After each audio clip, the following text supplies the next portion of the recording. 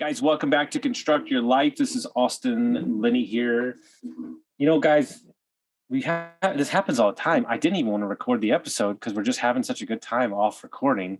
Matt, there's another podcast I want to create called Behind the Vault, where it's just like us talking. You had those conversations with your mentor and you're like, somebody should be recording this right now because this is gold, Dude, yeah, I got some good nuggets already. Especially you're talking about the way that when you started, you got some coaching for someone in corporate America. It may not have been the best experience for you. And then you got some coaching from some mentors you've had recently that have really helped set you in the right direction. And I want to make that distinguishing part that when you are constructing your life, you have gotten some feedback or some guidance from two different directions. And one of them you appreciate and one of them not as much. And it really depends. It's important who you get your advice from, who we choose as a coach. So as both of us being coaches, I think that's super important. Agreed. And I think to benefit that point as well, too, you have to be confident enough in yourself in order to look at the advice or the person giving you the advice with that unattachment eye, right? Like, meaning that I can look at something, right? I'm a weird person. Like when this comes to me, when somebody's speaking on stage, you're listening to the message. I'm listening to how people react and I'm listening to how their mannerisms are working. Like I'm studying the person, right? Like a lot of people are listening to the message. Same thing with me in social media. You're consuming social media. I'm studying the reactions. Okay. So you are a chess strategist here. Yes. Looking at it from different angles. Well, so a lot of relationships are set up, people want the immediate return. There's a lot of relationships I'm setting up for the ask or the relationship 3 years from now.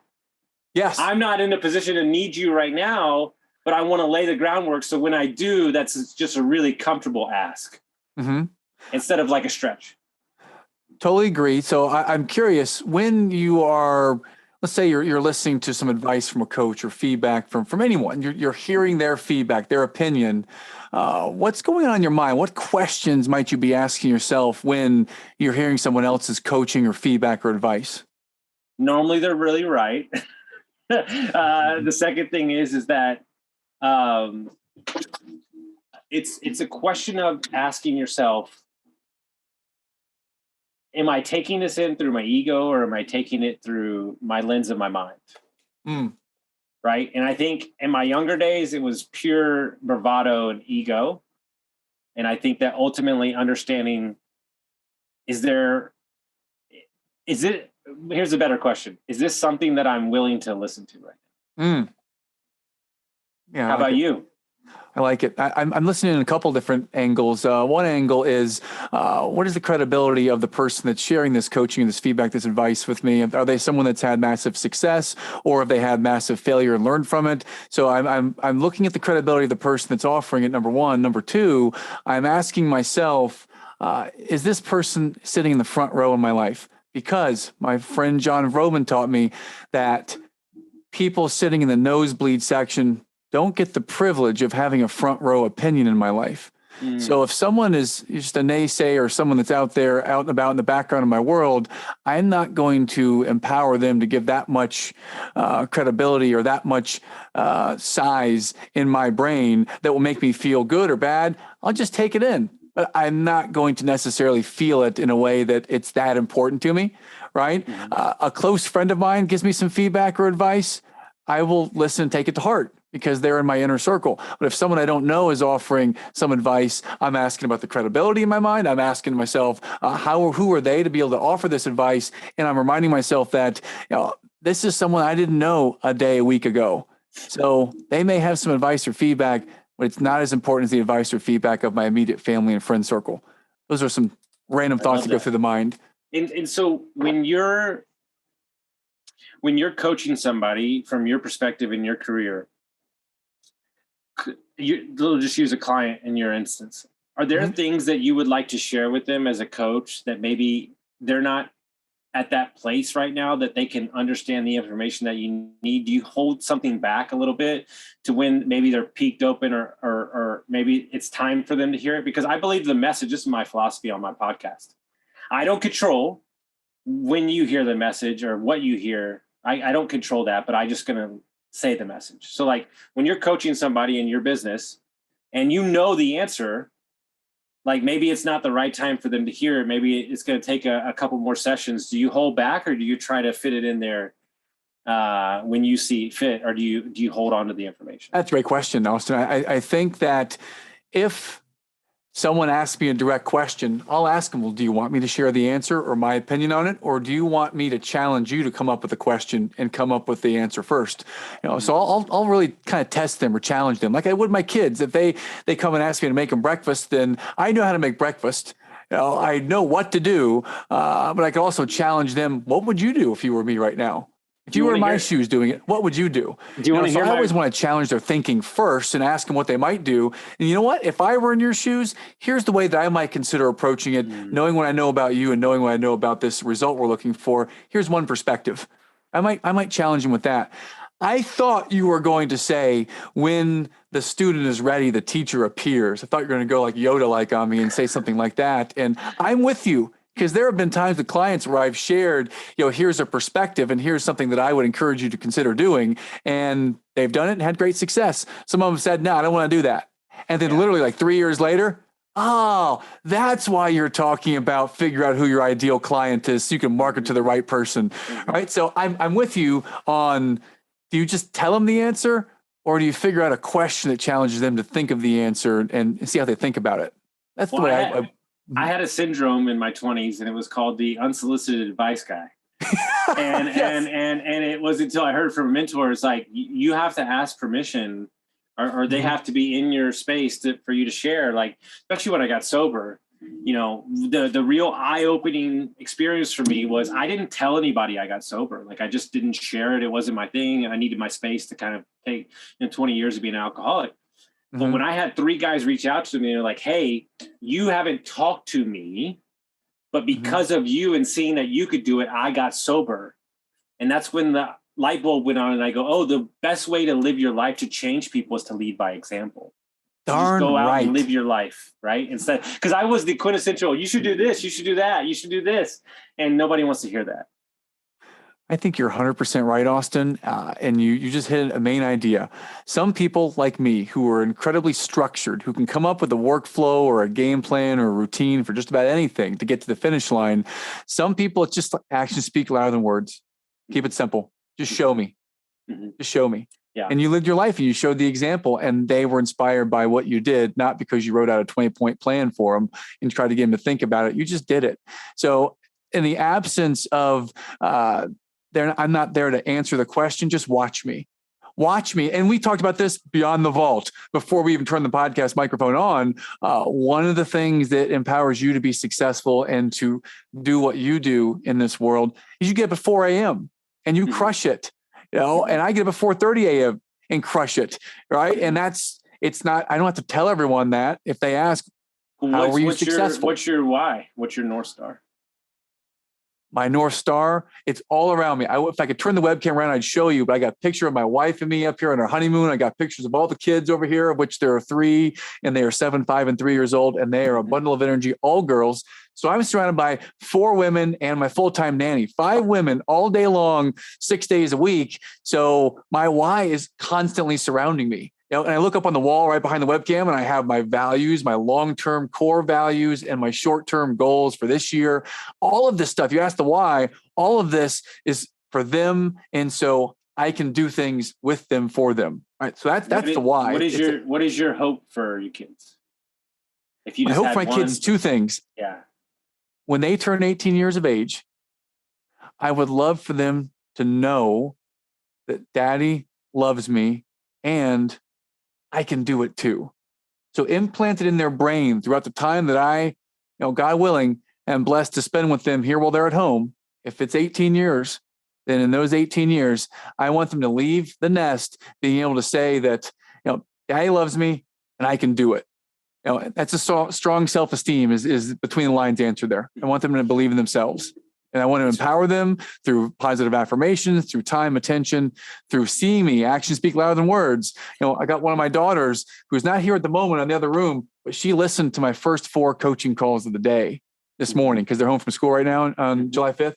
So she's sitting over there playing and she's listening to coaching calls, right? She's up this morning with me at 4:30 doing my version of the Miracle Morning We're doing a puzzle together. We're exercising together, and I want them to see that, and I want them to have that self-belief, right? Because if there's one thing, Austin, I would say that my superpower, it is that I have been blessed, and I hit the lottery here.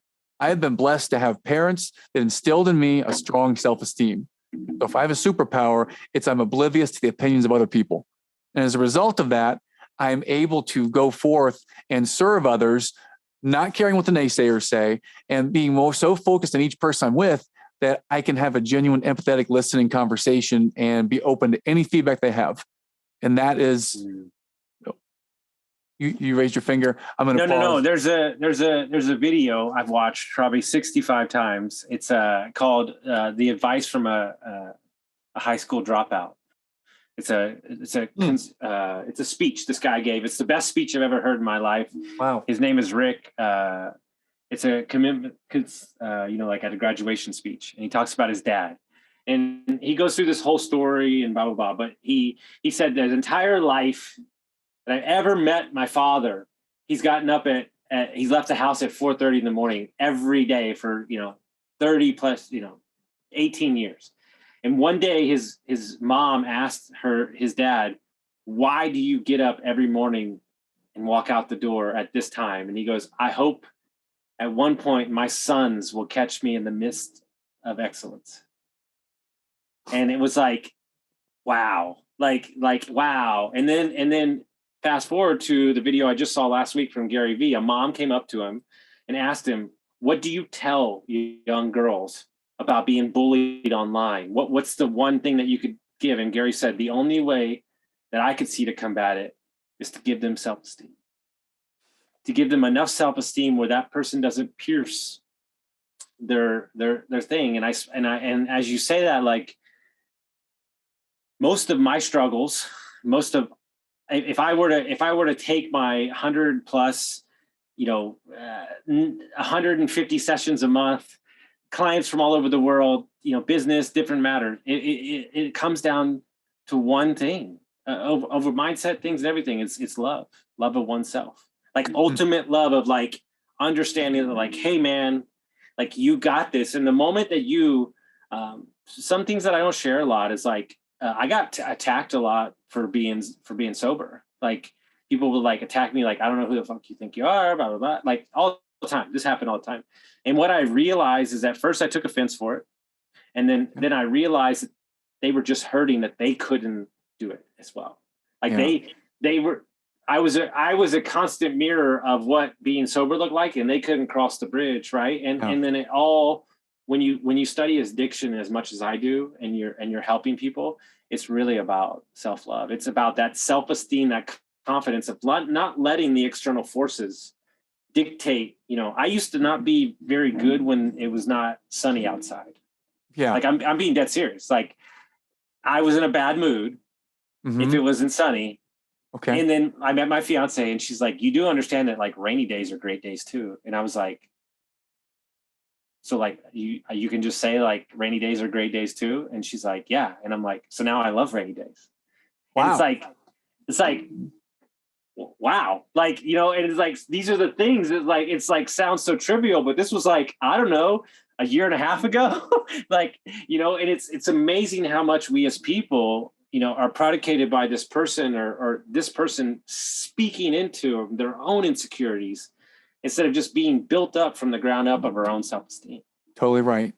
Totally right. And I want to add some kudos to your fiance for affirming and changing that belief. Because I love the affirmation of today's a great day, a rainy day is a great day. I read these affirmation cards every morning religiously for the last 7 years because I truly believe that when you build that system of self-belief, build that system of, and one of my affirmation cards, Austin, is love.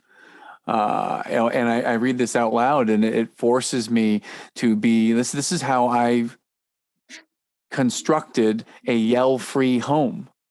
Okay. One of the things I'm not proud of and openly will share is that 5 years ago when my second daughter was born, I was a yeller, and I wouldn't say it was a shame or guilt yell. It was more of I would simply yell her name out loud.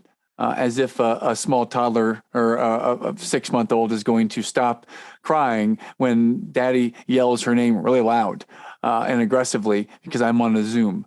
Right. So that was painful to really see that every day now, and how I maybe did some damage. Right. So how do we work around that? How do you change that path? Well, the way we change the path is we started doing these affirmations around living in a yell-free home. About my tools of the trade are going to be patience, love, positive reinforcement, and attention. We live in a yell-free home, and saying that out loud every morning for the past 7 years has really helped serve this home. And now our home is a yell-free home, right? And we changed that identity because it grew up in my family. My dad was my best friend. I love him to death. And he passed away 17 years ago when I was 28. And I would say that one of the things that I learned from him was this great discipline, this idea of excellence, right? I also learned, temper, and part of reconstructing and taking the best of what our parents offered and removing some of the things that were the very human parts, but some of the flaws has been, it's been a great journey. I'd love to bookmark that thought and put one thought on the end of it because I love where you went. You went with love. Love is the answer, and I could not agree more. And I would add this, one of my coaches and mentors, Rich Campy, my partner at Pro Advisor Coach, he taught me this one thought, that modern psychology is based on the idea that whatever it is that we do not love will continue to stay with us and have power over us until we learn to love it. So anything we don't love, when we can learn to love it, it will then have no more power over us. And just think about that. Anything that is painful for us or is challenging for us, if we can learn to accept it, appreciate it, love it, then it's not going to have that hair trigger effect that a judgment from a parent or some snide comment from some other teenager or bully or some other comment from an employee or a prospect or whoever it might be. It won't have as much influence over us if we can learn to just appreciate it, accept it, and move on. Let it move through us and for us rather than happen to us. So anyways, pause. I'm going off the deep end here because I'm getting excited. No, you're good. You're good. Because ultimately understanding where we go to and just in our coaching is like, I'm looking at the knowledge. This is my big thing right now. I'm looking at the knowledge that you're bringing to the table. There's YouTube out there, there's podcasts, there's books, there's people that in your circle. Like everybody, I have this random thought a lot of times, and this might be a stretch, but I truly believe that books, podcasts, and learning is nothing more than a confirmation of what we already know deep down inside. Okay. Well said. And let me explain to you how. I didn't read How to Win Friends and Influence People for years, even though everybody recommended it to me. I didn't read it until a year and a half ago. I read it and go, I've been doing this for 25 years. This was already in my head. Okay. Well, now when we're talking about private equity structures and business and learn. Yeah. That's, but I'm saying deep down in your core, understanding that what we're after here is a human connection. Like I tell everybody all the time, we're not in business. We're in the people business. Yes. And when you understand that we're just building up people and giving them the tools they need, supporting them, loving them, giving them the free reign to be who they need to be. But here's the most important thing. I'm asking them every day, what are you going to fail out this week? What are you going to go out and try that's new? Because I need you to do that. I really do. And they're like, well, that's different. And I'm like, yeah, this is not a micromanaging like expectations. This is for you to know that you're born to do something great. You have the most important skill in my business, which is loyalty, skills I can teach. But if you just if I believe in you, so I'll give you my favorite thing I've ever heard from a good friend of mine, Dr. Colleen. She said, when I got divorced, I didn't love myself enough to change, but I borrowed the belief that my daughters had in me long enough till I believed it in myself. Wow. That's beautiful. I didn't love myself enough to change and get sober. But when my mentor said, hey, kid, I don't know what it is, but you got something. Just keep pushing forward. I took that stuff and ran with it Mm-hmm. until I owned it for my own self. Now that took 3 or 4 years. But a lot of times in life, we're creating a space where we're waiting around Mm-hmm. for the confidence to show up. We're waiting around for the love to show up. Mm-hmm. When almost sometimes you kind of just gotta walk on. You Indiana Jones. Oh, absolutely. When he walks out on the bridge you can't see, that's entrepreneurship. Yes, totally. Yeah. Well, so when you're in the space of kind of low and not believing in yourself and borrowing that belief and that love, health, gym, small things, man. Okay. It was me. I lost 85 pounds. So it was like, hey man, you know what I can do today? You know what I can control? I can control going to the gym. I can't control anybody else's decisions, but I can at least get up. And what I realized, and this is for me and everything, and I broke 97 bajillion promises to myself in my 20 years of addiction and starting businesses and stopping and never getting to the point.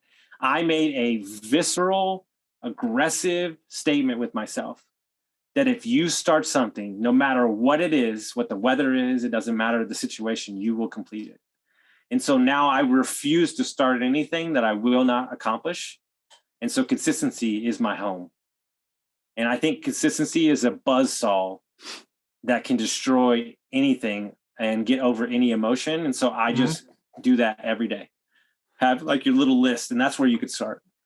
I think what I love about what you said is it shows over the spectrum of time that people can do it because you're in a low place and you borrow that love, you borrow that belief from someone else, you find a way to take action, you get back on the horse, you get back to exercise. And the man I'm speaking with right now, you're thriving. Right. And you were not always thriving. And to go from where you were in this very low place with alcohol, right, and to now be sober, crushing it in business, have a great fiance, have a great podcast with great guests. I mean, unimaginably awesome guests. I think that you're absolutely someone that others can look at and say, this is a great example of I can do it too, because he did it. Right. And you did it through some of those very simple, not easy, but simple steps. Well, I think ultimately we all make it way too complicated. I mean, it's like, I remember this book. I can't even remember. His name is Derek Sievers. And one of my clients is like, you need to read this book. He's the guy that created CD Baby. And the whole book is like, hey guys, I sold my company for $25 million and I had 2 pricing structures. Like, he's like, I made it as simple as possible. And it's like, there's 3 buckets. There's what's the long-term vision? What can create, layers? And then what's the most immediate action that we can take right now that'll get us to, what we do in our business that I think is super important? There's a number one thing I have, and it's the number one thing I protect. I protect the decision. You're not allowed to make a decision based off the fact that you're hungry, you drank too much, or you're unemotional, or you need money. You can't make I can't make a huge business decision if you're on too many meetings, or you're not taking care of your body, or you're not taking care of your mind, you're not eating right, because that decision may be based off of negative emotions, ego, you're not prepared. And that's going to take us into one bad decision is going to turn into another bad decision. So I ask ourselves all the time, are we making this decision with all the proper information and where we need to be? Here's the biggest thing I've ever done in my entire career. We got terrible news on a real estate deal. I mean, not great. Gonna lose some money. And I said, you know what? This was at 2:00 in the afternoon. I said, it'd be great. Let's put a pin in it. Let's put a pin in it till tomorrow morning. I don't think it needs to be. And that was like the evolution for me to get over my Everest. I'm not going to react to this right now. I'm still got meetings today.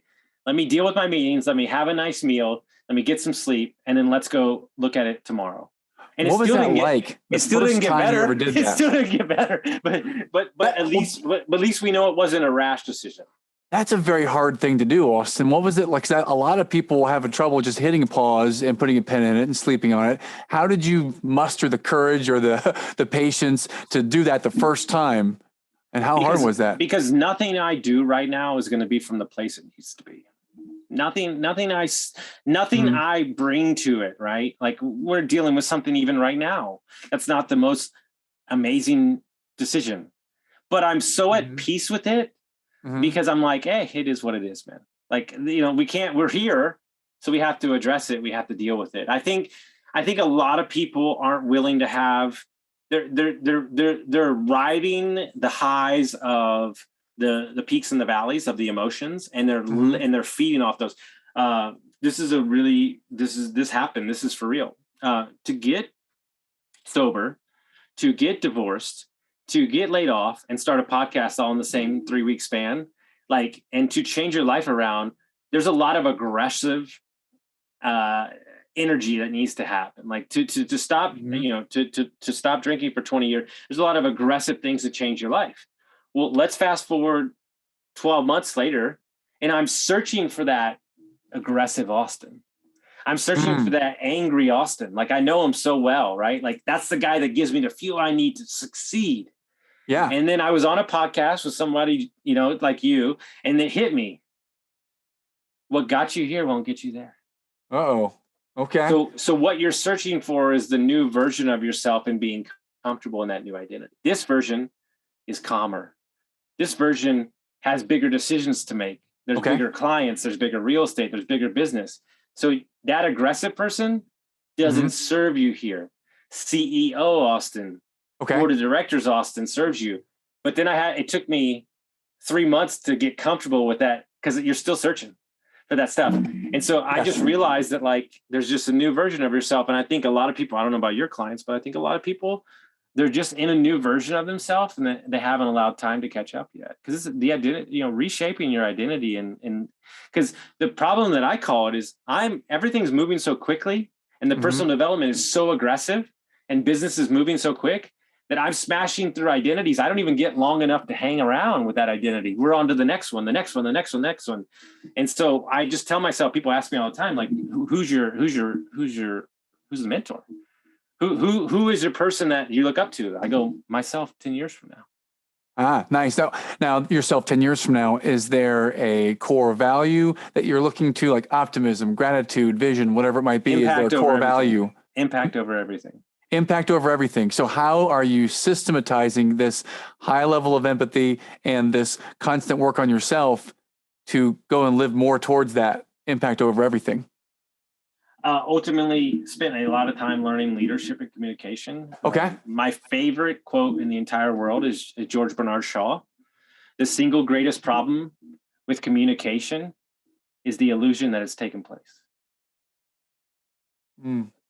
I talked to a really high level business consultant recently, and he owns a bunch of companies. And he said that he basically could tell you in his 20 years of being in business, there's only one problem that exists: improper communication. Maybe it's based out of an emotion state. Maybe it's based, I believe that there's no business problems that exist. I believe there's only personal problems wrapped up in business. Oh, I like that. I've heard that too. Yeah, I like that one a lot. Well, so if that's the challenge, if communication is a challenge, and if communication is a challenge and impact over everything is the core value or the vision, then how might someone go about learning higher level communication and knowing when you're having that impact over everything?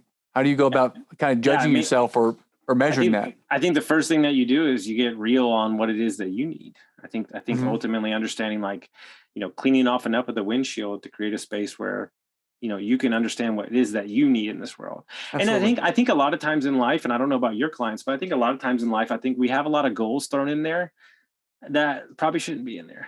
Probably. I always create a space where my goal, whatever it is, my North Star can never be complete. Like my number one why is create jobs, safe work environment. Okay. And so I can never till the day I die, because I've worked for too many bad bosses. I don't know about you. So how many amazing people are out there that if they had the right work environment and they were supported with the right help, would they be? Because I realize we have a 50-year business plan, and every time I break down the core thing in it, it's one thing: education and support. Teaching them to be better. Every time you break down a business at its core, It's education. What are we doing with wealth creation? We're educating them on how it works. Mm-hmm. What are we doing them with Airbnb training? Education on how to do an Airbnb. It's all education. And yet the problem exists is that we have warped education to thinking that you have to have the answer for everything. Mm-hmm. Mm. You know, we can't, in a conversation, you and I can't sit here and go, you know what? Let me think on that for a minute. I'm going to come back to you with an answer later. No, that's not what we do. It's what do I know right now? What do I have memorized? It's like, no, like, hey, maybe I'm not in a place to answer that right now. Like, you know what I'm saying? Like, I'm a little too emotional right now. Let me get back to you. Like, who does that? Nobody does that. I can certainly relate to you on the part where having a tough boss from time to time, or being an employee in a place where you're not as valued or feeling as appreciated or valued. So I think when it comes to constructing your life, the thing that really has resonated from our discussion so far, if I'm focused on what I've learned from you, is that you've intentionally found a way to systematize your impact over everything vision through the actual what matters is the creation of jobs. And you do that by looking at yourself every day and taking action every day in some way. You know, and that's what I'm feeling right now from listening. Yeah. You know, from hearing our discussion. I think ultimately understanding that your business plan or your need in life, right? Whatever yours is, whatever mine is, whoever's listening to this is ultimately yours. And I think where I have a big issue, and I was talking to one of my friends about this on the podcast, is that nobody's allowed to just be in a season for a certain period of time. Like, your name is Coach Matt, and you have to be a coach for the rest of your life. It's like, no, maybe for like 5 years, that's the season I'm in, and then the next season's a different season. And then we're a society where we love labels, because if we put everything in labels, like if you were to try to label me, like it'd be very exhausting for you. Well, if I were to label you right now, I would say energy. I'd say self-love, and I'd say aggressive for humanity. If I had to label you, I like it. Yeah, and that's better. I'll take that over businessman all day long. Because what we found is if you're, and I don't know about you and your clients, but what we found is that if the core values, right, and the mindset and what we're after, like let's say rules or life or whatever you want to call it, then the business that we're in is almost absolute. It doesn't matter. It literally, you want me to open a dance studio? It would be amazing. Like, that's why we're in barbecue catering wedding venue. That's why we're in crypto. That's why we're in health insurance. That's why we're in marketing. That's why we're in sales. That's why we're in real estate funds. It's binary. Like, the business doesn't exist. The values never leave. I'm going to completely agree with you on this one, Austin. I think that a lot of business coaches out there might say that the business really matters. I don't think the business matters at all. I think it's how we communicate. It's how we help them get to their core values and live those, and what that looks like when it's brought to life. Doesn't matter the business. If you're happy, like I see you, like your smile never leaves your face. Like you're in alignment with what you're doing. Your vision is set. You're very, I would imagine that you're extremely intentional with your clients. You want them to succeed. There's no ill-gotten steps for you, right? And so because of that, like, it's very easy for you to flow in and out of your day. You can be the dad and be the coach on the podcast or the client call. And then your next step is here. You don't need this big separation, because your life is intertwined. Like my life is in lifestyle. Like 14 calls today, step out, get on a plane, fly across the country, go meet my partners, walk real estate, talk on the phone. There's no, like, it's all one thing. And people have to separate this whole thing. I don't like it. I love the way that you're in harmony with that. And thank you for making those statements, because I would agree that everything is in harmony, and it is intentional, and it's very transparent that what you see is what you get, not a different person in each place, that the same values in every place. You're, in essence, not ideally, but in essence, you're Coach Matt in some aspects of with your kids, because that's going to make them a better version of themselves. So if you were to leave that behind and not give them that, you would actually be being selfish by giving them the best they need, right? And so you can take some of that. Like, people think that as a coach, and I'm sure you too, as much as I'm working on you, me working on you is working on me. Yes, 100%, always. Yeah, and that's probably one of the allures of this business is that we get to work on ourselves all the time. Do you know who Dan Sullivan is? Of course, one of my coaches. Okay. The line by the way, we built 90% of our business off of self-managing business book. Like that is our vision. I already had it. It's an amazing book, best dollar you ever spent in your life. But basically what he says, I am forever young and vibrant and smart because I am coaching the most vibrant and smart people in the business and they're keeping me young. And that's when I was like, oh my God, I'm never going to not coach because it's keeping me in the forefront. It's keeping the mind sharp. It's sharpening my skills at all times that can then correlate into my businesses. Mm-hmm. Totally agree. Yeah. And one of the little nuggets I pulled from there between the lines in that quote is that he chooses the right clients, meaning that you get to intentionally choose who you want to work on together, right? So it's not like I'm going to choose just this person because they pay the most. I'm going to choose the person that, well, they pay a fair market value and they genuinely want this and they have these values that I align with. When you say that's the number, I'm interested to hear your comment. I would say as a coach, consultant, whatever you want to call it, I would say that step in your business is the biggest hurdle that keeps some coaches from going to the next step. It's not, it has nothing to do with the amount of money. It's, are they the right client that fits in your vision? Do they want it? Do we align, or am I just taking the paycheck? I think that's when you cross over that hurdle, that's the holy grail of coaching, in my opinion. That's a great observation. And I would say my response is for people like you and I who may value a greater impact, whatever that might mean.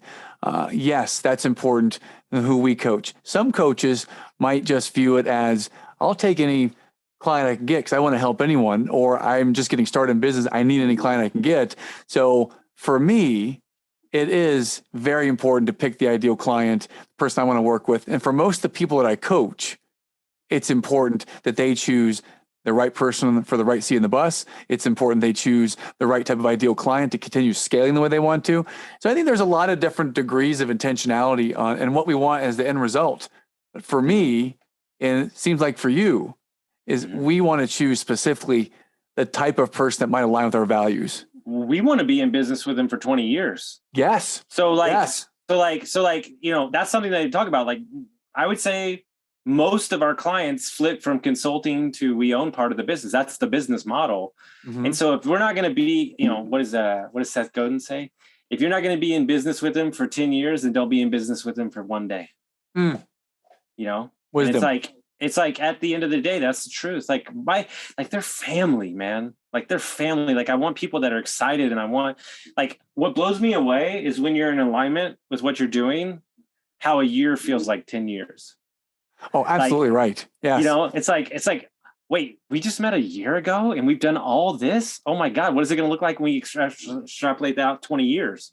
Yes. So and on the flip side of that might be my cell phone rings. I look down, the caller ID, it's the client. I'm like, oh my God, not that guy. if that's your genuine response, then you're not with the right client. If it's like, oh yeah, them, then that's the right client. Super excited. And I think ultimately what's not talked about, and we'll finish up here. I think as a coach, and I'd love to hear your response, the biggest thing I had to do for myself was to learn how to handle my recovery. Like when you're starting out, like a lot of energies, a lot of holding space for people, a lot of difficult decisions, a lot of difficult spaces. I basically had to start getting the massage a week to kind of like take the 90 minutes to like meditate and close some loops for me, because it's just so much bombarding of energy and different things. And so taking walks, being out in nature, it's kind of like that for me has been like, I realized it wasn't an option for me because I'm a better coach when those things happen. So it's on me to be the best coach for them. Fascinating. It's amazing because we're both high-level coaches and we have a completely different response to the same question. For me, those parts are natural and strength for me. The challenge for me has been more around developing the emotional intelligence and the empathy to pause, to really feel them and not just try to fix everything. You're my co-host on my other podcast. He is the smartest guy I've ever met. And he would say, I would love to steal a little bit of your gut and empathy. And he's like, I would love for you to steal a little bit of the systems and process. And so we kind of had this amazing, I know exactly what you're talking about. Well, that's amazing because you probably borrow the strengths of each other, and both of you are more elevated as a result of it. And I find the same. He said it very good on a podcast. Austin, you will jump off the 30 stories through a fiery hole, down 3 flights of stairs. You will yank them out of the hell they're in, and I'm just going to hand them the tools necessary. If they want to walk through the door, that's on them. I just had this great visual of you jumping off and having a cape on and flying down there, and he's just standing there calm and casual, like because one of my specialties is victimhood, and I truly believe that victimhood is the hardest in the world because it's a bunker mentality and nothing seems right. And I can almost fix everything. Victimhood, it takes a special person. And only because I lived that for 20 years can I see it so clearly. That's deep. That's another episode on itself, helping with the victim mentality. So if people want to find out more about you, they want to follow your journey, how would they do that, sir? Oh, I'd love for them to check out the Eternal Optimist podcast. And it's on all the podcast platforms. You can also come find me at Coach Drink on Instagram, or just Google Matt Drinkhahn. You'll find me in a bunch of different social media places. I cannot guarantee that I'll be able to serve everyone, but I will at least respond to any and everyone and offer some time, whether it's with me, with someone on my team. Would love to help anyone out there that wants to scale and grow their business, or any recovering perfectionist or highly functioning workaholic. So I love it. Yeah. Well, I'm ready to go. I'm ready to go to this golf tournament. So I'm excited for the details. I'm ready to swing the sticks, and I'll bring all my team and most of my companies are obsessed with golf. So we have a lot to talk about. So, but guys, if you like this episode, send it out to your friends, share it with somebody who gets some value, and we'll see you next time.